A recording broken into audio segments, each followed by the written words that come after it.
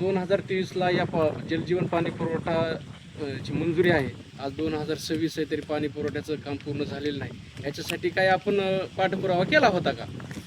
हो, नक्कीच वेळोवेळी पाठपुरावा केलेला आहे. 2023ला 18 महिन्याच्या मुदतीवर केंद्र व राज्य शासनानं संयुक्तरित्या ही योजना दिलेली होती. मग ह्या गुत्तेदाराचं आणि संबंधित अधिकाऱ्याचं काम होतं की 18 महिन्याच्या आत ही योजना पूर्ण करणे आणि जनतेला आपलं बहाल करून टाकणं. पण ह्यांचा काय टाईमपास संपना, ह्यांचा किती कालावधी ती कळना. आमचे गावचे पत्रकार दशरथ चौरे यांनी सुद्धा पाण्याच्या टाकीवर आंदोलन केलं. विविध आमच्या युवांनी आंदोलन केलं. आम्ही गावले म्हणून वेळोवेळी निवेदन दिले, पण त्या निवेदनाला कसल्याही प्रकारची ही अधिकारी आणि हा गुत्तेदार कसलीच भीक घालीत नाही. ते आमचं निवेदन केराच्या टोपल्यात टाकलेले, कचऱ्यात निवेदन आहे. हो साहेब, आम्हाला न्याय कुणीच दिलेला नाही, कुणीच बघायला तयार नाही. मला असं वाटतंय कधी कधी की बाबा ह्या गावच्या लोकांनी आणि आम्ही पण नेमकं पाप काय केलं. 1.5 आणि 2-2 किलोमीटर असल्या कडक उन्हात जर पाणी आणायची वेळ येत असेल माझ्या माता भगिनीवर, तुम्ही विचार करा ना. एवढं ऊन आहे, साधं माणसाला 100 मीटर चालता येत नाही. तुमचं अधिकाऱ्यासोबत किंवा गुत्तेदारासोबत काही बोलणं झालंय का? त्यांनी काही आश्वासन दिलंय का की 8 दिवसात 4 दिवसात पाणी पुरवठा सुरळीत करून पाणी चालू करू व्यवस्थित, असं काही बोलणं हो, झालंय? वेळोवेळी बोलणंच होतंय आमचं. काय आम्हाला काही स्टंट करायची लय खुजली नाही आम्हाला. पण ते बघतात ती महिनाभर थांबा, 2 महिने थांबा, महिनाभर थांबा, ती ती ती तारीख पे तारीखच देते. आता तुमचा शेवटी काय, म्हणजे कोणत्या निर्णयावर तुम्ही ठाम आहात? बघा, आमचे सगळे पर्याय संपलेले साहेब, आमचे सगळे पर्याय संपलेत. आमचा संयम सगळा संपलेला आहे. आम्हाला काय, शेवटी आम्ही गरीब गावचे गरीब लोक आहेत. कुणी आमच्या गावात जागीरदार नाही. आम्ही आपलं करून खाणारी सगळी पब्लिक आहे, आमची गावची नागरिक आहे. त्याच्यामुळे आम्हाला लोकशाहीच्या तीव्र आंदोलनाशिवाय पर्याय नाही.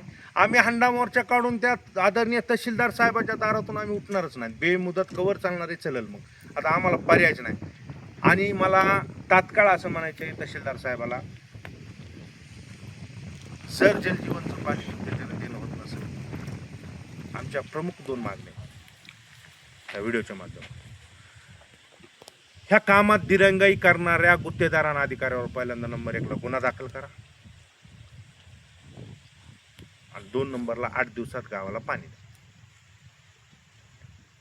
नाही तर मग आम्हाला तुम्हीच सांगा की आम्ही कुठून प्यायचं आणि पाण्याचा जी लागणारं पाणी गावाला आहे ती कुठून आणणार. मग ह्याच्याशिवाय हे 2 पर्यायापैकी आमच्याकडे पर्याय नाही. आमच्या प्रमुख 2 मागण्या ती पूर्ण होणार.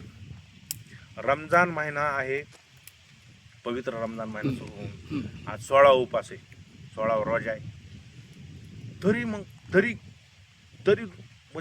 आता ती बोलताय नाही मला, यार माणसं आहेत का जानवर आहेत? काय काय नेमकं काय?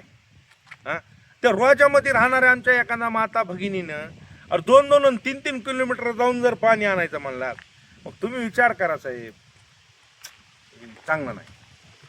म्हणजे किती मगरुरी त्या गुत्तेदाराची. यार, तुला पोसा योजना आली का माझ्या गावची? तुला माझंच गाव भेटलं का खायला?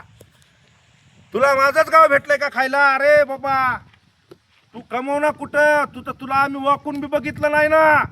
अरे तू काय किती खाली खुसून पाईपलाईन करायला का वरच्या वर करायला, त्या इस्टिमेट प्रमाणे करायला का काय काय अर्थी बघितलं सुद्धा नाही ना.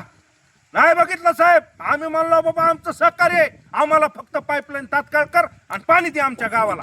ती तुला तू काय ती लूट खा, आम्हाला काय देणं घेणं नाही त्याच्यावर. अरे आम्हाला काय, आम्ही फक्त तुला पाणी मागितलं, तू तरशितो, आम्हाला तरशितो. तुझ्यावर गुन्हा दाखल होणार. तू जे गावचं पाणी जी रोखलंय, गुत्तेदार साहेब, तुम्ही पाणी जी रोखलंय, तुम्हाला आता ह्या गावकऱ्यांना आम्ही माफ करणार नाहीत. आमची म्हणणंच एवढं आहे, 2च मागण्या आहेत प्रमुख. संबंधित गुत्तेदार आणि अधिकाऱ्यावर गुन्हा दाखल व्हायला पाहिजे आणि 2 नंबरला या गावाला 8 दिवसात पाणी द्यायला ना. अन्यथा आमचं म्हणणं एवढंच आहे, आठवड्याच्या आत जर पाणी नाही आलं, संयम संपलेला आहे, काय राहिलं नाही.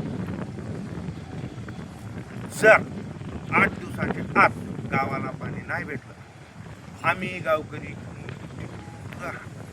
पद्धतीचं लोकशाही मार्गानं हंडा मोर्चा आम्ही माननीय तहसीलदार साहेबांच्या काढू.